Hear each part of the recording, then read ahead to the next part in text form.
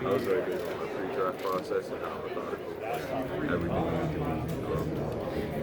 I kind of wanted to take the a la carte view of it and do my own thinking and work with different specialists.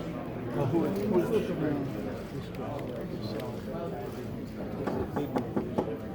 you guys are Not similar, yeah. And plus it's not the typical when people say big men, who can manage the wrestle. How are you guys? How do you see yourself? We're all very different. We all bring different things to the table. But I can speak for myself. I feel as if I'm going to have the most impact from day one with any organization that I'm with. As far as just stepping in and just there's going to be expectations that each team has or whatever team has, and I think be able to respond to those in the right manner. My shot blocking ability is really second to none. I truly feel as if you can plug me into the league right now and continue to see for best shot blockers. That's that was supposed to be the best kept secret, but words gotten out. I don't know how. Sorry. The 3-point shooting was something that I really worked on in the pre-draft process, and obviously, the mechanics have changed and the results have changed for the better. Yeah.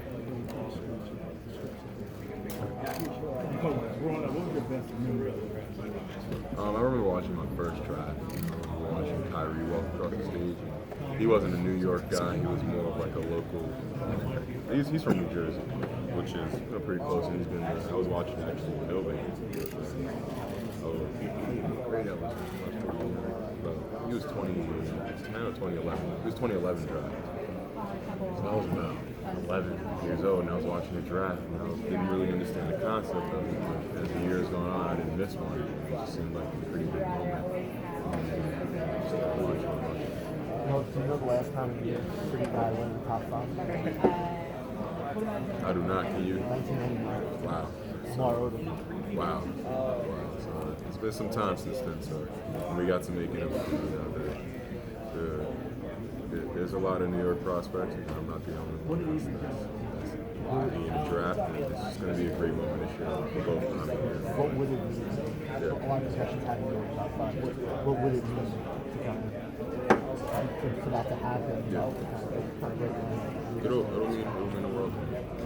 But to be honest, I'm not really concerned too much about what number I go. I'm more concerned about the best fit. Raleigh and Hamidou also New York guys. Are you tight with them? Have you spoken to them? Absolutely. We've all been in LA at some point together. Those guys come over. We come over to where I live and we go and shoot.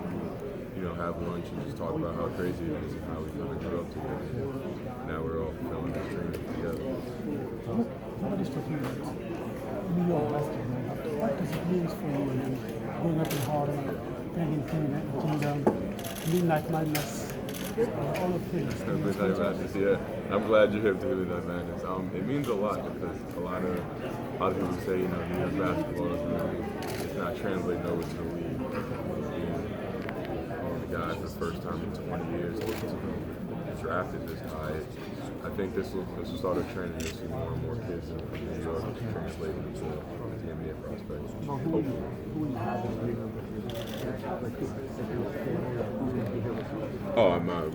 Most of my family.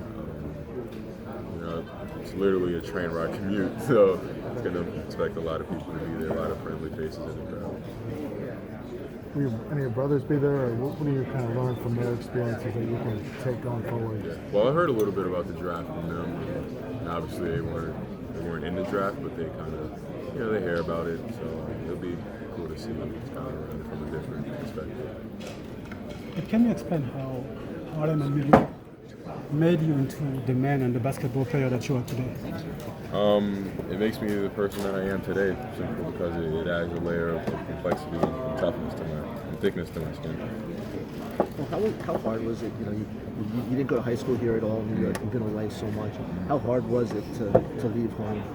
It was very hard. A lot of kids when you're coming up from Harlem, you're forced to grow up a lot faster than most kids would. But I made the conscious decision from a very young age to move away and just better myself in silence and kind of be off of myself and be independent. And I'm glad I did. It certainly paid off. I mean, What do you think? Why do you think it was important that you didn't go to high school here? What did it do for you? It just for the first time in my life I was independent. It was big for me to sort of do things on my own because it positioned me perfectly for this. Was it anyone's idea specifically? Like how did it kind of come about? It all started from me. I kind of pushed the agenda with it. My parents were surprisingly very okay with it. And I just took it and ran. Well, where did your idea come from? Like, what made you say? So I'm a product of Fresh Air Fund. It's a New York program. I'm not sure if you guys are familiar with it, but you pretty much just go live with a host family for 2 weeks. And I went to go live with a host family for 2 weeks up in like kind of mid-state New York. Okay. And we were around a bunch of different schools like Hotchkiss, Salisbury, South Kent, and I was on their camp. I was on Millbrook's campus one day, and I ran into a guy named John Lopez, and he told me about the Boys Club of New York and how they do the secondary school placement, how they get kids from New York who can't really afford tuition, the $40,000 tuition, but with the right grades and the right guidance can get into all of these different schools. And he told me on Friday, I showed up to the Boys Club bright and early on Monday, or right after school on Monday. And that's kind of where it all.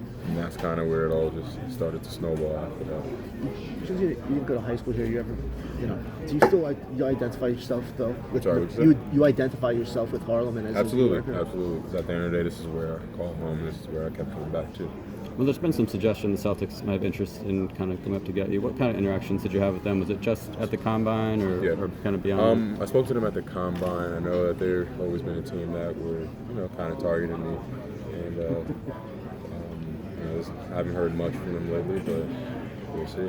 What was this story you're telling earlier about Kyrie? You said was that the first time you watched the draft? Yeah, that was the first time I watched the NBA draft. And just watching Kyrie go number one, he was kind of he's a local kid. He's from New Jersey, but he was a local kid. It was a big moment for everyone. Is it hard to believe you're that much closer now to your NBA dream? I mean, 24 hours away. It's not, just simply because of how much work that I put into this. I'm talking like endless hours of just perfecting things, perfecting my craft. And, as much of a dream this was, like it didn't happen overnight. I really worked my butt off for this. How enjoyable has this process been for you? Very, very. Just working on my game, working on bettering myself in literally every aspect of life, and just becoming a professional was honestly fun. It's just, you specialize in one thing and one thing only, and everything you do, it's like all of your outside interests have something to do with just basketball. It's catered to everything that I need, so it's pretty fun. The Phoenix Suns are on the clock. What would it be like to go number one overall? It'd be awesome. To be probably one of the first guys from New York to go number one would be awesome. It'll be a special moment. Any butterflies? None right now. I'm pretty sure that will change in about 24 hours. We'll see. I'll let you know. I read that you regretted that your mom didn't teach you French. You plan on picking it up at some point in your downtime if you have any? Absolutely. Whenever I do go back home to Ivory Coast, Cote d'Ivoire, you might call it, I think I'll probably learn in a matter of 2 weeks just because of how much they speak it. You already speak like what, 5 languages? Different dialects of it, but yeah. Will it make it easier when you travel there? Yeah, it'll make it much easier. So at home, what I kind of do with my mom is my mom will speak, the different languages to me, and I'll speak English to her, and it kind of is a fair trade-off between the two. Has it kind of hit you like a year ago? You're at Westtown School, and now you're getting ready for the NBA draft? It's actually funny that you say that because I was actually thinking about this when I was kind of traveling to different teams, and I was like, man, a year ago I was graduating from Westtown, like high school, and it's just you sit back and just really watch it from a different angle. You can't really because you're really in it, but when you try to be mindful of it, it's just like, wow, come a long way. How was your experience at West Town? You were there 3 years, Yeah. right? Yeah. How was your experience? It was there? great. It was great. I really come to terms with who I was as a basketball player. You know, Cardigan was very different. I kind of became mindful of who I was as a student. West Town was the place where I really, you know. How many visits did you end up taking? Did you keep count? For colleges. No. For high school? this pre-draft. NBA. So I visited Chicago first, and then I went to Phoenix, and then I kind of worked my way eastward. I went to Phoenix, Dallas, then Atlanta. And that makes sense. Was it tiring emotionally? How was it? It was fun, meeting new people and working out, and you know, having a team really try to push you, but just not break. it was kind of fun. So something about how much you've been training in the off season, getting ready for this. How strenuous has that been, and how much do you think you've improved? Yeah. What do you think you've improved? It hasn't been strenuous at all. I told you, as I said mentioned before, it was a fun process as far as just bettering myself. And, I've improved a lot. My whole thing about pre-draft was, you know, if you watched me play at Texas and you saw me now, even if I was a week in the pre-draft, even if I was a few days in the pre-draft, I'm already 2% better than I was. Well, you talked about your toughness, but you're also obviously very engaging. How do you switch from one to another? Oh, it's just a different mentality you got to have as soon as you step on that 94 by 50. Just getting out there and just competing, just being in the sense. The guys would tell you too. It's like Mo is one of the nicest dudes, one of the most. He's a fun dude to be around when you're off the court, but when he's competitive, when he's out there competing, he's trying to take your heart. I'm very much looking forward to it. How exciting has the journey been? It's been very exciting. Just like I mentioned before, just working on my craft in different areas of the game where I felt it was going to be a good experience. It's great. What do you feel you bring to the organization on and off the court? It's just the winning culture, honestly, just that winning attitude. I feel as if I'm the most adaptable guy here, adapt to different situations, and I would pick up concepts and learn new concepts at a very fast rate. Mo, was there anything in college that you weren't able to show about your game that maybe you can show more at the next level? I mean, there were a few areas where I thought as if, as the season progressed, I didn't really show, but I think at Texas I was able to, pretty much, come to terms with who I was as a player a little bit, although there was still a lot of room for growth. Only thing I regret about Texas that I didn't really get to do was commit earlier. I wish I committed to Texas early simply because of just relationships and just knowing the guys way beforehand, way before even getting there. But speaking of relationships, how special was Shaka's influence in your life? it was big. It was big on me. Just the aspects of just relationships. I had a high standard of who I let into my life, and Shaka met all of them. And he raised the expectation even more. I know you're super tight with some of the guys that are also getting drafted. You have a relationship with Trae. How special is it being able to go through this process with him? Oh, I don't like Trae Young.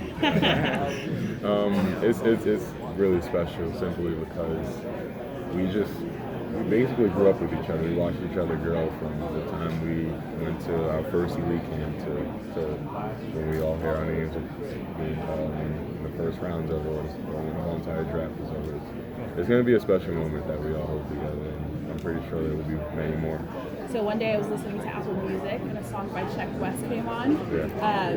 What exactly is that? Your friend? I mean, it said it. Yeah. I think it's one of your guys. Yeah, he's one of my good friends from back home. We live on the same block.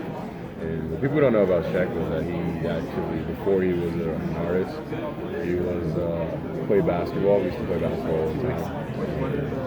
But he played basketball, he modeled, and then now he's rapping. So he's a man of many manners.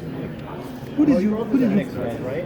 Yeah. What are some of your experiences as a Knicks fan growing up? Obviously, they weren't very good for a little while, but kind of speak to your growing up and watching everything. I mean, I wasn't a die-hard Knicks fan, but being from New York, it kind of hurts to pick up a paper and see that the Knicks lost. But it was tough, kind of. Like it was. I really, when I was growing up in New York, I went through a tough patch of when the Knicks were kind of figuring it out, and then they did the Amar'e trade, and it was big for the city. When was your first pro basketball game? Was it at the Garden? My first pro basketball game. The first time you went to an NBA? Oh yeah. So actually, I've never been to an NBA game until I was about 12, 13. So it was a bit longer than most kids. And it wasn't even an NBA game; it was a WNBA game, and then later on that year, I went to an NBA game. So what was that like when you went It was to awesome. the NBA? Yeah. The energy that you get from the Garden is like none other. It's just a great arena to just be in and kind of just listen to the sounds and the displays. Have you gone through the workout process with the Knicks? Have you worked out with them? I have not worked out. Is that, I mean, they're later in the draft and maybe you'd be projected to go, but is that a place you'd like to play? Yeah, that'd be, playing back home would be pretty cool.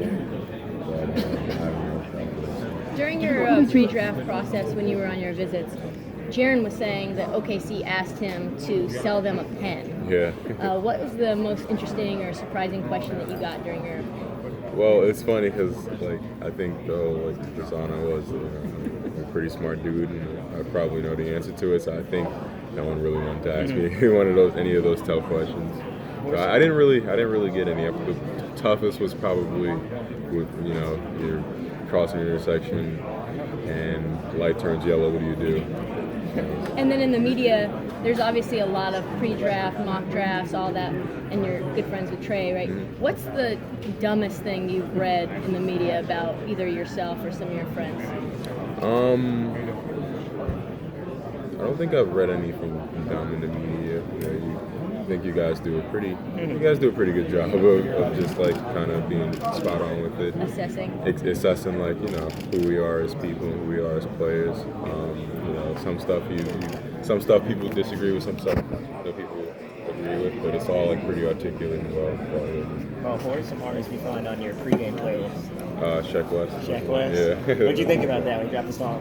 I told him to, but I only told him to just name drop me in a verse, and he ended up sent me this video file, and it said Mo Bamba named as a whole song, and I was like, oh my god. It was pretty cool, yeah. How much that song impacted the popularity? My popularity personally, the song just blew up. It just really blew up. People who are not really tapped into the basketball world, who are more so into music, they're like, oh, this Mo Bamba is a real person. Let me look at who he is. Or people would, and then it works the other way for Sheck. People would ask me what do you listen to the preview? I actually have a song that's named after me. It was like, oh, let me look into this Sheck Wes. How often do people think it's a song called Sheck Wes by Mo Bamba? How often do they think it's by you? Pretty often. It was like, oh, Mo, you made a song about yourself? No, not quite. That's pretty. I wouldn't do that. Yeah.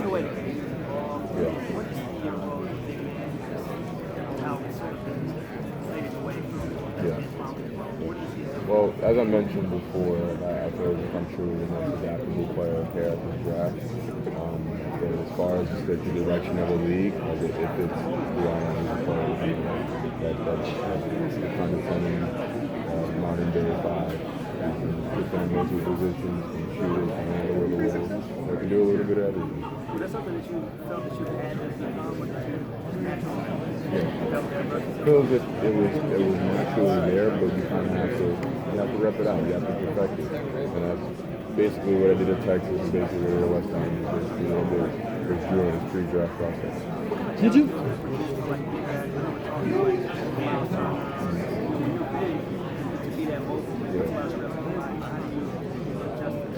Just invest in your body, take care of your body. Like I mentioned before, a lot of what I do now, as far as outside interest, goes directly hand in hand with who I am as a basketball player. It's a lot of things that are rest orientated, a lot of mindful kind of relaxation things. Did you puff him again? That was my feedback from the game. You've been working on that a lot.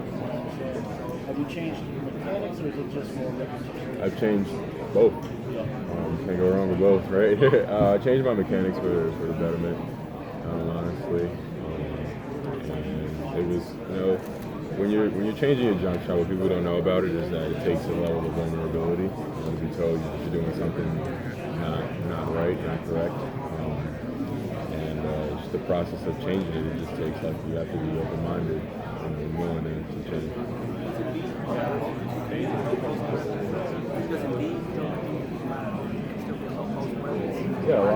Yeah, we share the same trainer, so a lot of things that we do are pretty similar.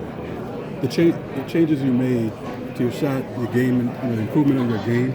Would that have been possible had you would have stayed in college? Would there have been a time to do that? Or is that something that you basically have to declare for the draft to get all that done? I'm pretty sure you can do it in college. It's just tricky because you don't want to make any tweaks during the season, but obviously you have an off season to make any adjustments that you want to make. And, declaring for the draft and having this long of a preseason or an off season really is monumental.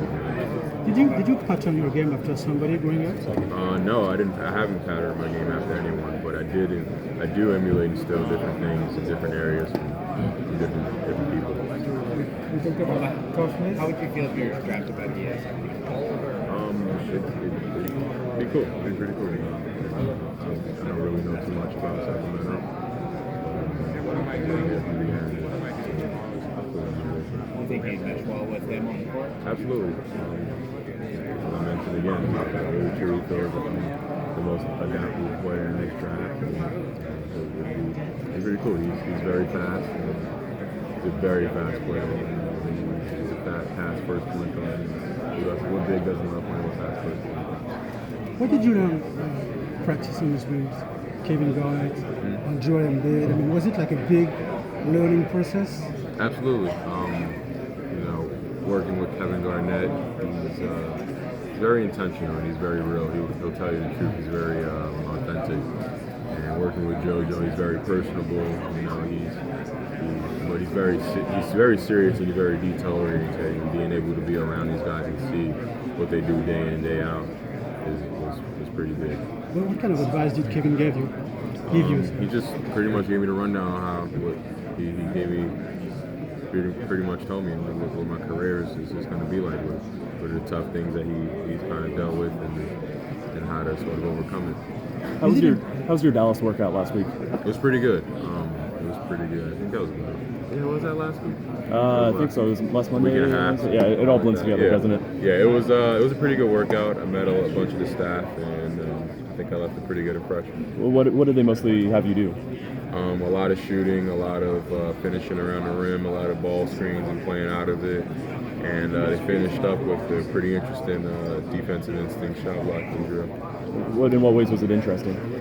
They just had me start off on a three-point line and went back to the basket, and then they blow the whistle. And you kind of have to identify which they positioned three people around on the other wing. You had to identify which one of them were driving, and then obviously you had to go make a play at the rim. So is that just to see your foot speed and stuff like that? You'd say it tests a lot, to be honest. It tests your ability to tests your mobility, your ability to recognize things. It tests your leaping ability and shot blocking skills. Are you going to go get it with your left? Are you going to go get it with your right?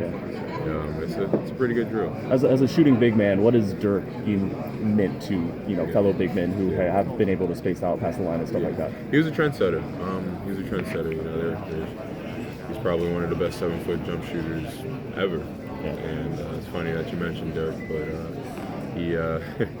If I end up in Dallas, I got him to stay for an extra 3 years. He promised me. He think he's worth. When you said this thing before about not choosing an agent, you're saying that you might choose to become an agent one day? No, not at all. I'm a basketball player. Yeah. What were you saying about that? No, I just wanted to kind of follow my own model and do my own thing and take the a la carte view of things, especially in this pre-draft. But it may be an area that I revisit later on in my career. Yeah.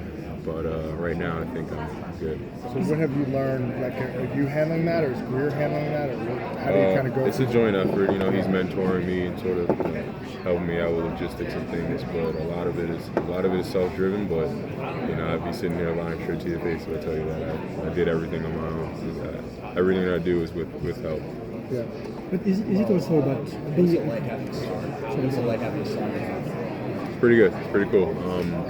I don't think anybody else here has a song named after them. Yeah, safe to say nobody else has a song named after them. But and it's pretty popular. It's pretty cool. Did he make you part of that process at all? Like, yeah.